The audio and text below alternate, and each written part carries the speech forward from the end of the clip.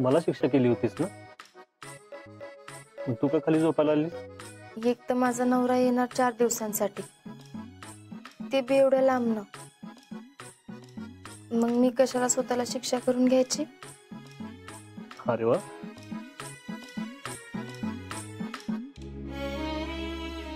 चला आता जाऊ द्या मला.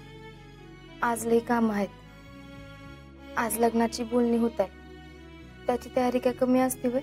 घरातल्या लोकांच्या आनंदासाठी हे लग्न आपण मान्य करू, पण तू लगेच मान्य केलंस, जरा सुद्धा विचार केला नाही.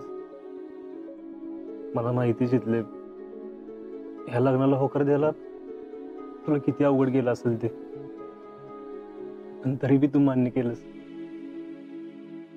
थँक्यू. अहो थँक्यू कशाला म्हणताय? आपल्या घरासाठीच घेतलेला निर्णय आहे ना यो. मी आपल्यासाठी हो म्हणलं, आपल्या घरासाठी. चला आता आवरा तुम्ही, मी बाहेर जाते.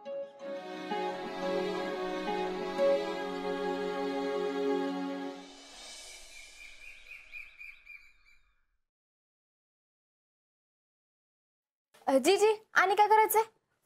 अगं बाई तू आलीस वे, ही धर शीतल, आतला टिपॉय तेवढं हे आणून ठेव बर का. हा, आणि तेवढं झालं की कपाट नीट लावून घे. हा, आणि दारातलं पाय पुसणं लय घाण झालंय बघ, तेवढं बदल. हा, आणि दारांची सगळ्या तोरणं तेवढी बदलून टाक. आणि लवकर लवकर आवर बाई, आत्ता पाहुणं येतील बघ. आवर आवर.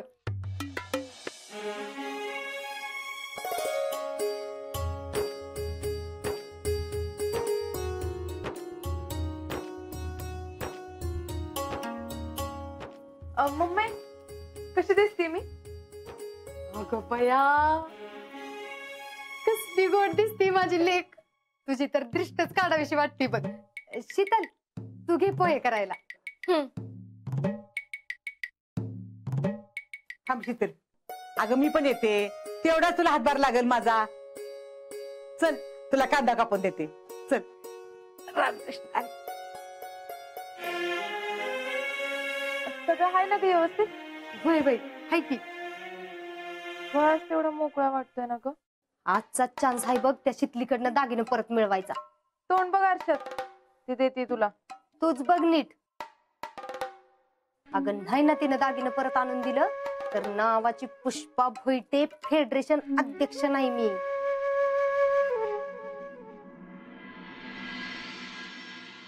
अजिंक्य. काय मम्मी? नाही काय नाही.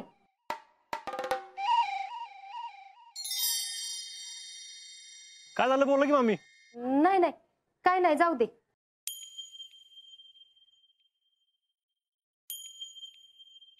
मामी काय झालं बोला की. आहो तुमच्याशी कसं बोलायचं कायच मला कळना झालंय बघा.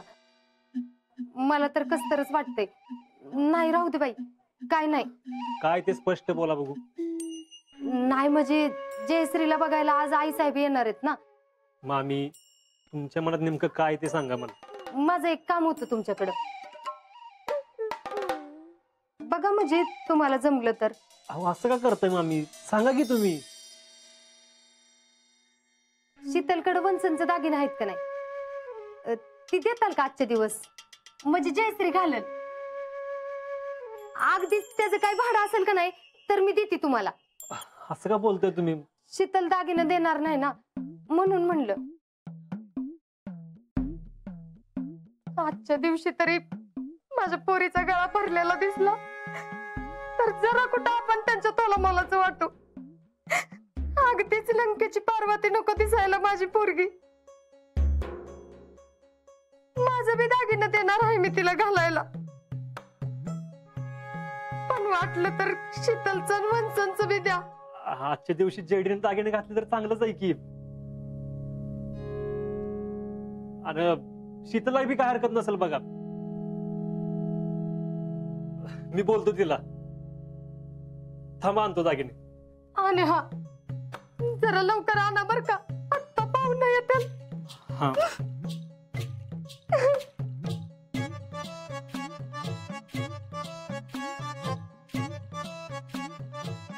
अगं मम्मी कसली नालायकीस ग. अगं चिडीत तुझ्या काय जीवाला हाडबीड, आईला असं बोलतीस रे? नाहीतर काय. अगं भाड्याने दागिने देतं का म्हणली बाई. अगं जरा इमोशनल केलं. कसा चट गेला का नाही दागिना आणायला. शितले, माझ्या कपाटातनं दागिनं घेऊन गेलीस ना, आता ज्या हातानं घेऊन गेलीस ना त्याच हातानं माझ्या हातात आणून देतीस का नाही बघच. दागिने पाहिजे होते. दागिने? अगं आईचे दागिने आणि तुझे बी. आमच्या दोघींचे बी होय? हम्म. कशाला पण? आज जेडीला बघायला हर्षवर्धनची आई येणार आहे ना, तिच्या गळ्यात काहीतरी असलं म्हणजे आपली इज्जत जाणार नाही, म्हणून आत्तापुरते ना दागिने तिच्या गळ्यात असलेलं बरं. तुझे आणि आईची दागिने आज तिला घालायला दे. म्हणजे कसं भैयाच्या आईसमोर जरा व्यवस्थित वाटेल ती, मग आम्ही तुला परत देतील. म्हणजे मलाच असं वाटतंय. तुम्हाला असं वाटतंय का मामींना असं वाटतंय? मामीने जरी सुचवलं असलं तरी ते का चुकीचं बोलतात का? आपल्या पोरीसाठी काही कमी पडू नये म्हणून त्यांना काळजी वाटते. तुम्हाला तर का नाही काय बी कळत नाही बघा. अहो जरा तरी विचार करा की आता एवढे सगळे दागिने त्यांच्या गळ्यात घातले तर समोरच्यांना काय वाटेल? लग्नात द्यायला ठेवले तसंच वाटेल ना.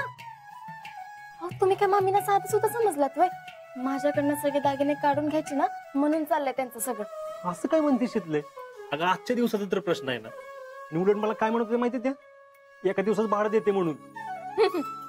भाडं देतात. शितले, एक दिवस द्यायला काय जाते तुला? हा, तुला ना विश्वासच नाही माझ्यावर. माझ्यासाठी तरी देशील का? माझ्यापेक्षा दागिने महत्वाचे आहेत. तुमच्यापेक्षा कुठला बी दागिना महत्वाचा नाही मला. बर जा तुम्ही, देते मी मामीना दागिने. नक्की ना? देते म्हणलं ना. हा.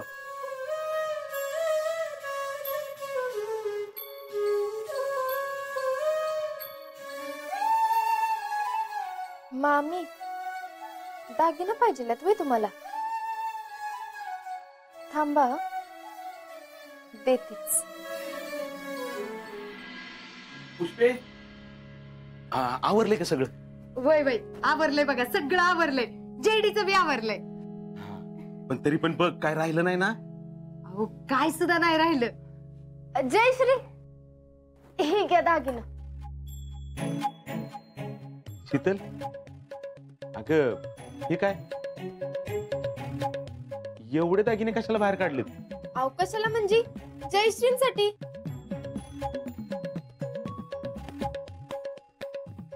जयश्री हे घ्या. नाहीतर थांबा मीच घालते तुम्हाला. अगं पण एवढे दागिने कशाला? अहो मामा असं काय करताय? आता त्यांचं घरानं एवढं मोठं आहे, त्यांना बी कळलं पाहिजे ना की आपण बी काय कमी नाही. आणि ही काय काढलंस मधीच? हे माझं नाही, मामींचं म्हणणं आहे. पुष्पे, अगं तुला जरा तरी अक्कल आहे का नाही? अगं कशाला तिला एवढं सोनं घालायला होत्यास? अगं जरा विचार कर. आज जर त्यांनी सोन्याने म्हटलेली एवढी पोरगी बघितली तर त्यांच्या तोंडाला पाणी सुटल. अगं अजून मागण्या वाटतील त्यांच्या डोसक्यात काय येते की नाही तुझ्या? नाहीतर काय, आता दाखवतानाच एवढं सोनं घातलं तर लग्नात अजून घाला म्हणतील. समाधान्या, तुला एक सांगून ठेवते बघ, पोरीचं लग्न ठरताना पोरीच्या बाळानं आपलं तोंड कायम पण ठेवायचं असतं बघ. अगं जिजे पटतंय की तुझं मला. शीतल, तिला काय एवढं मडवायची गरज नाही. जा ते दागिने आत घेऊन जा, जिथं होते तिथं ठेव. मामी आता तुम्हीच सांगा. आता तुम्ही म्हणलात म्हणून मी सगळे दागिने घेऊन आले, पण आता जीजी आणि मामा असं म्हणतात तर. नाही नाही, जा जा, ठेव जा, आत ठेव जा.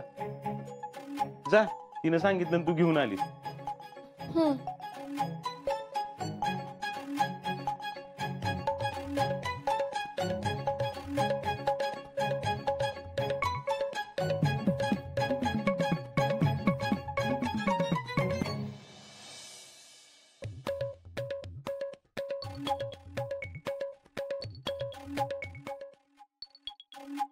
बोलत काय बसलोय, आपण आवरायला घेऊयात चला.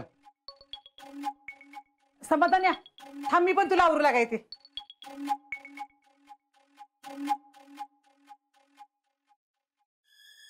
मम्मी अगं तू ठरवल्याप्रमाणे काही भी होत नसते बघ.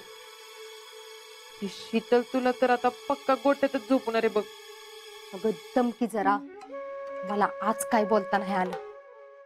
तुला असं किती दिसती दागिने तिच्याकडे ठेवती ना, बघूच. समाधान, अगं बोलत काय उभं राहिलाय, पाहुणे आलं वाटतं. अरे झाली का तयारी? हा पाहुणं वेळणं कोण नाही, हा मी चालूय. पुष्पा, अगं झाली का तयारी? काय मदत पाहिजे का? सगळं काम झाल्यावर आलाय बाई तुम्ही, आता काय बी काम नाही राहिलं. नाना बरं झालं तुम्ही आलात ते. माझ्या समाधानाला तेवढाच आधार वाटेल बघा. म्हणून तर आलोय. मामा सगळं रेडी ना? होय. बघ या आणि आई साहेब निघालेत, येतीलच इतक्यात. बरं बरं.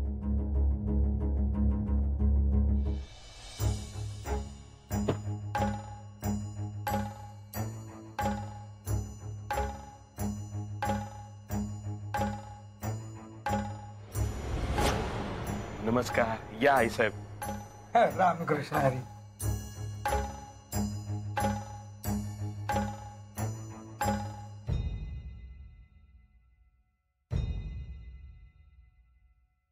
आमच्या गरीबाच्या घरी पहिल्यांदाच आलाय म्हणा तुम्ही. तुमच्या एवढं मोठं नाही, पण साधच आहे. या सोफ्यावर बसायचं का आम्ही? आपल्या मळ्यातल्या किसनगड्याकडे असाच आहे ना सोफा?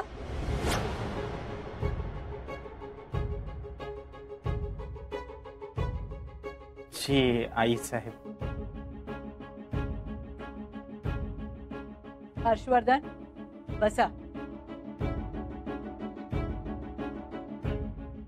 जेडी बस बस. आई साहेब, कसं झालं तुमचा प्रवास? इथलं इथं कसला आलाय प्रवास? अहो नाही, तसं नाही. आता त्या पुण्यावरनं आल्यात ना, म्हणून तो प्रवास कसा झाला असं म्हणलं मी. उत्तम झाला की. बरं काय घेणार तुम्ही?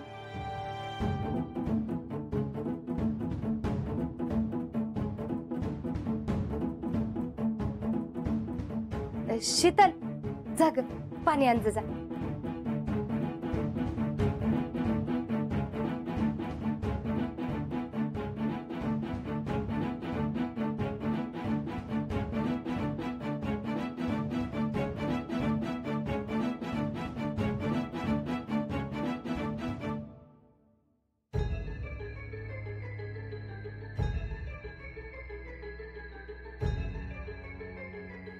हो, पाणी तरी घ्या की.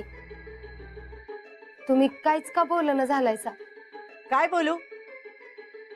एवढ्या मोठ्या लोकांच्या घरी येऊन बसलीये, धन्य झाले. आता काही बोलायची इच्छाच नाही उरली मला.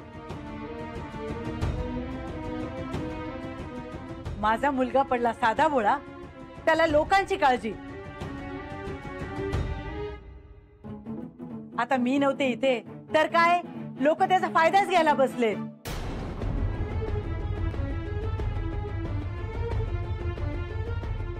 आवाज काय बोलताय तुम्ही? नाहीतर काय म्हणू. आधी एकदा असंच झालंय.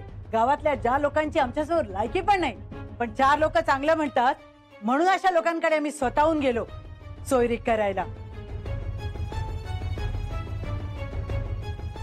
त्यांनी काय केलं तर आम्हालाच तोंडावर पाडलं.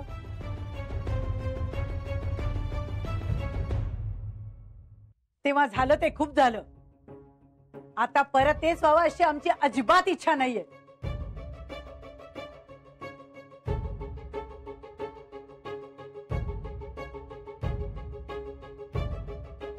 तुमच्या मुलीला कोण करून घेणार नाही हे तुम्हाला पक्का माहितीये.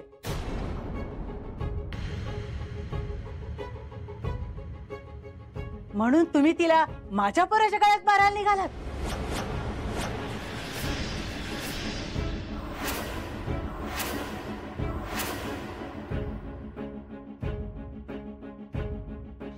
अहो आम्ही स्वतःहून जयश्री लग्नाची मागणी घातली होती. अशा मुलीशी ज्या मुलीला नवऱ्याने टाकली.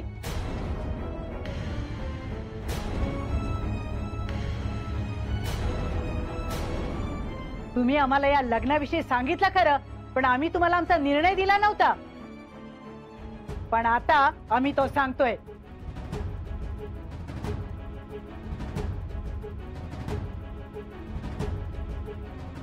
आम्हाला हे लग्न मान्य नाही.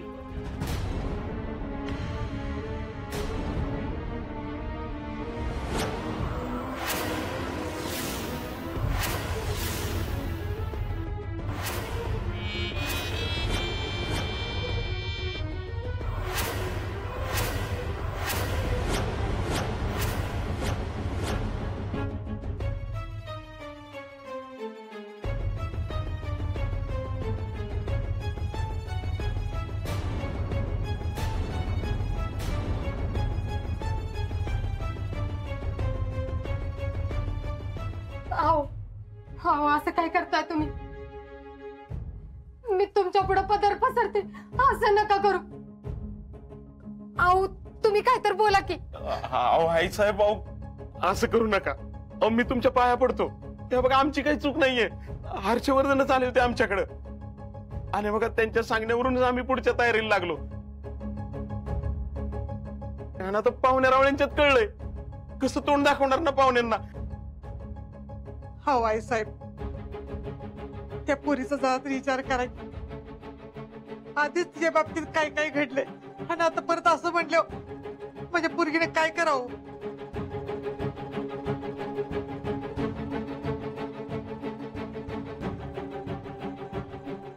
आई साहेब, झालं गेलं विसरून जावा आणि माझ्या पोरीला तेवढी पदरात घ्या.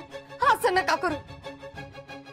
आई साहेब, आम्ही आधीच माफी मागतो. आजवर आम्ही कधी तुमच्या शब्दाबाहेर नाही गेलो. तुम्ही म्हणाल तेच आणि तसंच करत आलो. पण आज ती वेळ आली. आज आम्ही देशमुख म्हणून शब्द दिलाय.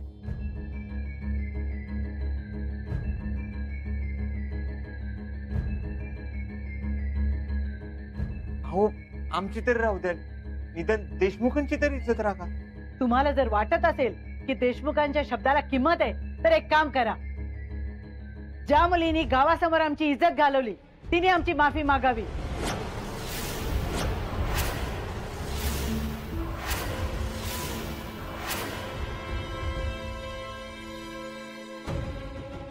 तर आणि तरच आम्ही या लग्नाचा विचार करू.